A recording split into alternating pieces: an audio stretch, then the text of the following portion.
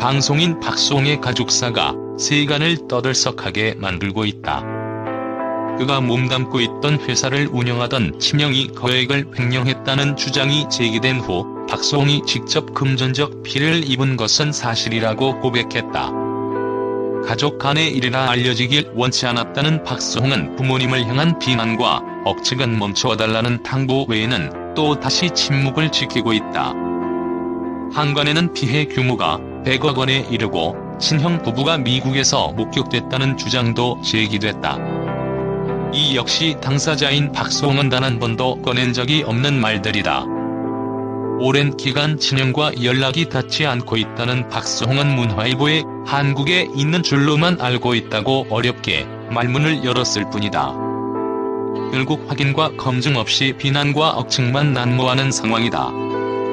여전히 대화를 원한다며 원만한 해결을 바라던 박수홍이 원치 않는 방향으로 흐르고 있다. 이런 상황이라면 친형 측의 반박 주장이 나오면 이 역시 여과 없이 보도되며 진실 공방으로 번질 수밖에 없다. 그래서 박씨 형제와 오랜 기간 함께 일간 세무 담당자 A씨와 직접 통화했다. 박수홍의 출연료와 재테크 과정 등 집안의 자금 흐름을 가장 정확히 알고 있는 인물이다.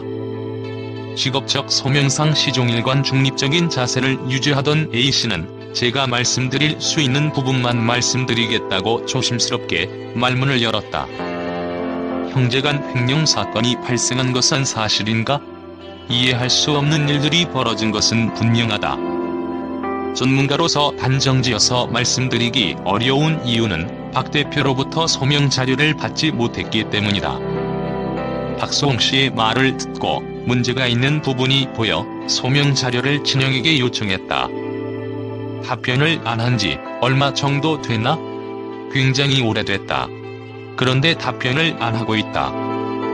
소명 요청을 계속했는데도 묵묵부답이다. 박수홍 씨에게는 굉장한 인내력이 필요했다. 진영의 이야기를 들어보고 싶은데 전혀 답을 안 하고 있는 상황이다. 가족들 뒤로 피하려 하는 느낌이다.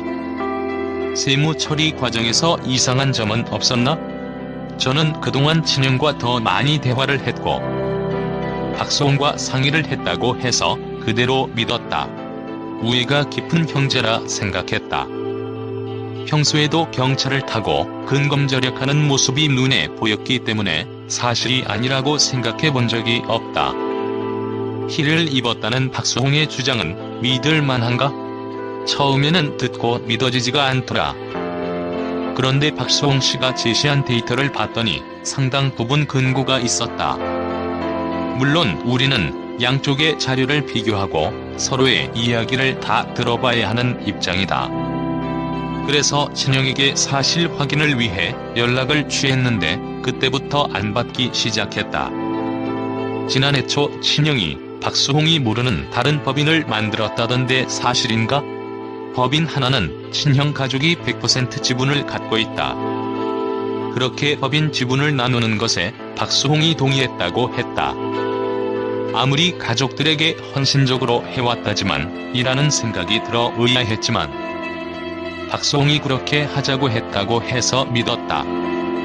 그동안도 형이 모든 의사결정을 해왔기 때문이다. 박수홍에게 주기로 했던 부분에 대해서는 장부에 기재가 안 되어 있어서 저 역시 궁금증을 가지고 있었다. 개인의 재산 증식에 돈이 쓰인 건데 그 돈의 출처가 어디인지 소명을 받아봐야 한다. 처음 박수홍에게 이 소식을 듣고 어떤 느낌이었나? 박수홍 씨에게 이런 이야기를 들은 후 말도 안 된다고 생각했다. 본인이 그렇게 하자고 해놓고 이제 와서 왜 이러지라는 느낌이었다. 그런데 박수홍 씨의 이야기를 듣고 제시한 자료를 보니 그동안 저희가 들었던 얘기 중 사실과 다른 부분이 많더라. 그래서 확인을 위한 자료 협조를 요청했는데 주겠다고 말한 후 답이 없고 연락을 끊어버렸다. 저로서도 굉장히 화가 나는 상황이었다. 세무 담당자로는 현재 상황을 어떻게 보고 있나? 저희 입장에서는 어느 편을 들 수는 없다. 이쪽 이야기를 듣고 저쪽에 보내고 저쪽 설명을 듣고 미진한 부분이 있으면 추가 자료를 요청해 사실관계를 분명히 하는 것이 저희의 일이다. 그런데 막상 소명을 위한 자료를 요청하니 저희를 이상한 사람으로 몰아가더라. 함께 지내온 세월이 얼마인데 화도 나고 섭섭했다. 이 일로 만나서 대화를 나누은 박수홍 씨의 현재 상태는 어떤가? 처음 만났을 때는 오히려 박수홍 씨와 싸웠다. 그동안 우리가 알고 있던 것과는 전혀 다른 이상한 이야기를 하니까. 그런데 몇 차례 만나서 자료를 점검하는 과정에서 오히려 우리가 박수홍 씨를 위로했다. 지난주는 특히 많이 힘들어하고 불안해해서 걱정이 많이 됐다. 향후 이 사태를 어떻게 풀어가야 할까? 친형이 나서서 대화를 하고 소명 자료를 제시해야 한다. 잘못한 것이 있는 반면 잘못하지 않은 것도 있을 수 있다. 그렇게 되면 소명되는 부분도 있을 것이다. 저희들이 일반적으로 파악한 내용을 보면 피해 규모가 100억 원과는 다를 수 있다.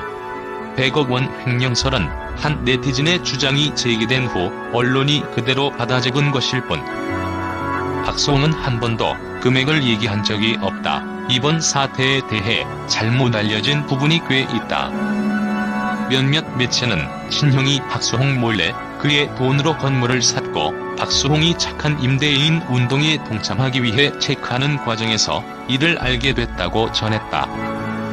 하지만 박수홍에게 확인해본 결과 소유한 부동산은 건물이 아니라 상가다. 상가 7에서 8개 중 1개만 박수홍의 명의이고 대다수는 친형과 가족의 소유로 돼 있다. 또한 부모님은 모르셨다고 말하는 그는 비난의 화살이 조카에게 향하는 것 역시 못 견디게 괴로워하고 있다. 평소 누구보다 조카를 아꼈던 그는 어른들의 다툼으로 어린 조카들이 상처 입는 것을 우려하고 있다. 그동안 그가 혼자 끙끙 앓으며 조용히 사태를 수습하려 했던 이유다.